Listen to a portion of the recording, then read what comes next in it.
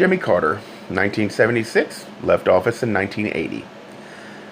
I was young, so don't remember much of this administration. When I hear the name Jimmy Carter, I feel shame over the United States' inability to take on a simple rescue mission. The first newspaper story I read was of helicopters in the sands of Iran and the spectacle of the rescuers having to be rescued. And 8 soldiers, sadly, that did not make it back. February the 14th, 1979. The embassy was mobbed by 500 Iranians. The U.S. feared something like this would happen. That's why there was only 70 personnel rather than the regular 1,400. The mob was repelled with a few casualties and deaths. November 10th, 1979. On this day, the former Iranian king was led into the U.S. for medical reasons. At this, there wasn't a real response from the Iranians. Suddenly, a mob of perhaps 300 Iranian students stormed the embassy. The students from the Muslim student followers of the Imam's line took 63 Americans hostage. Another 3 were taken hostage in the Iranian Foreign Ministry. There were 66 hostages in all. The location of Tehran and where the embassy was at. In 1980, right before the election, they decided to finally do something after waiting almost a year, and they go into an operation called Operation Eagle Claw. Now, we have been spending almost a year watching a spectacle of our own people at an embassy that normally would be considered like off limits to the kind of actions that were done here. And it severely caused a lot of problems for Jimmy Carter and an embarrassment for the United States. This concept of the Operation Eagle Claw was RH-53Ds fly from Nimitz to Desert 1. RH-53Ds C-130s randomness at Desert 1. 3. They transfer the team fuel from C-130s to helos. 4. Helos fly to Desert 2. Team hides for 22 hours at Desert 2. Team loads vans, enter Tehran and assaults. Helos arrive at the compound and load all evacuees. All personnel transferred to C-141s at airfield. Helios destroyed. C-141s to safe nation and land. That was supposed to take about 35 hours. Then, the next part. The concept of operations was CV-22s. CV-22s fly from Nimitz to Desert 2. Team prepares for assault. The team enters Tehran and assaults. CV-22s depart compound with all evacuees.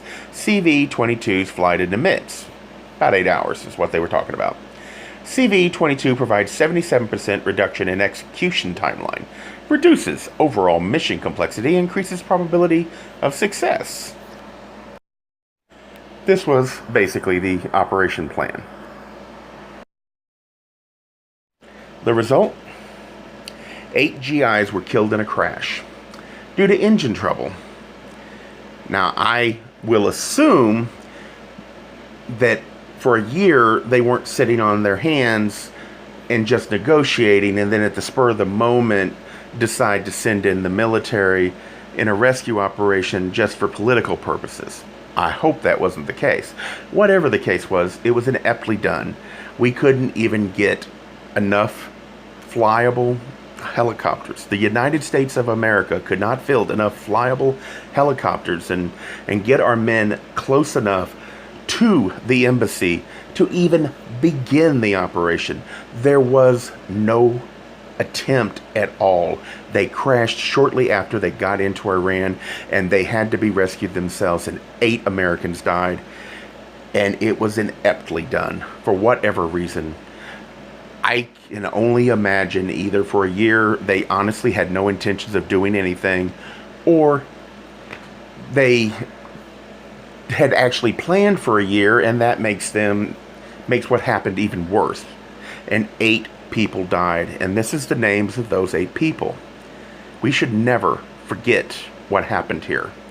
Yet, sadly enough, we spend every moment of our life trying to forget it because it's an embarrassment. And instead, we have rehabilitated A man who couldn't even plan a rescue operation and for a year just did nothing but negotiate while we were being humiliated overseas, and this man is allowed to go around and do negotiations. It was disgusting, and every time I see this man go overseas and stick his nose in a bunch of other problems, it's irritating beyond belief. Okay, now we have the hostage conditions in Iran. They were first held in the U.S. Embassy, but then the rescue mission happened, so they were moved, which is not a surprise. Spread out all throughout Iran. Why would they make it easy for us to try it again? Moved to Tehran in 1980. Iran said they were treated very well, called them guests. In reality, they were treated awful, including beatings, torture, and months of solidarity, threatened regularly with execution. But hey, who cares as long as we could pretend that nothing was wrong and we could just tie a few yellow ribbons around a tree, but anything to make us feel better, right? Quote, all helicopters are temperamental, a Pentagon official said. I don't think this one is particularly troublesome.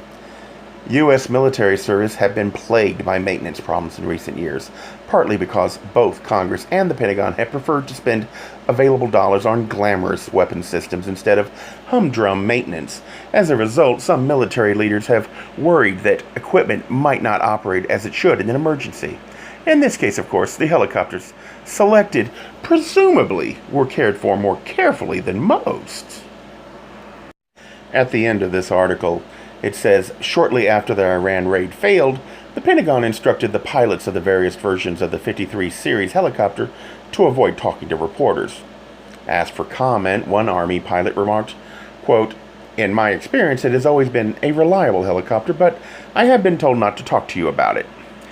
The RH-53 has a maximum takeoff weight of about 50,000 pounds. In the normal minesweeping role, the helicopter carries relatively light payloads inside to permit it to drag the heavy anti-mine sled. However, the modified version has the same capacity as the CH-53, which can hold 2 Jeeps, 2 Hawk missiles, or a 150mm howitzer in carriage. Here we have the origin of the so-called the Iranian collusion with Reagan.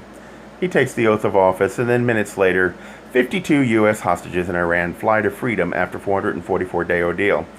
We're expected to forget all about the fact that as President Carter was not able to field enough helicopters to go over there and get them, somehow or another it must be Iran working with Reagan that made this horrible thing come out the way that it did.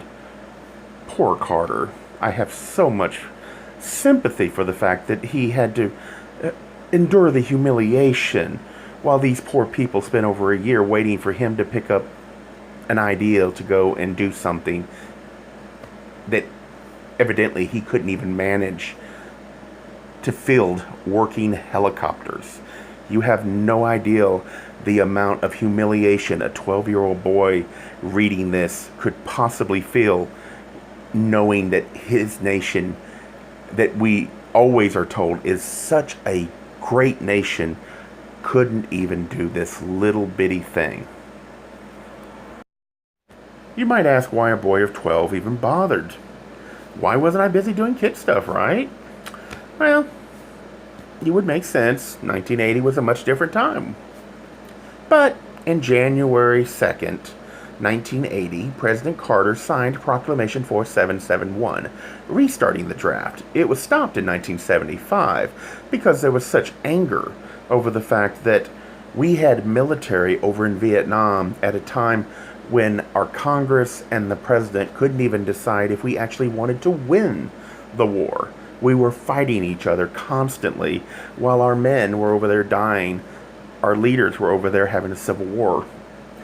So I kind of liked the ideal of, if I'm going to be sent to die somewhere, I'd like to know that our president and the Congress are actually agreeing before we get sent someplace. So I decided it was time for me to become a reader of the newspaper. And so I did. And this is what I was faced with. The most humiliating moment in my life. The most humiliating article you could ever possibly imagine having to read. And it was the first time I ever read a newspaper. This is a list of those people who were finally released in 1981 after the President Reagan was inaugurated. And I have never regretted the moment that he won.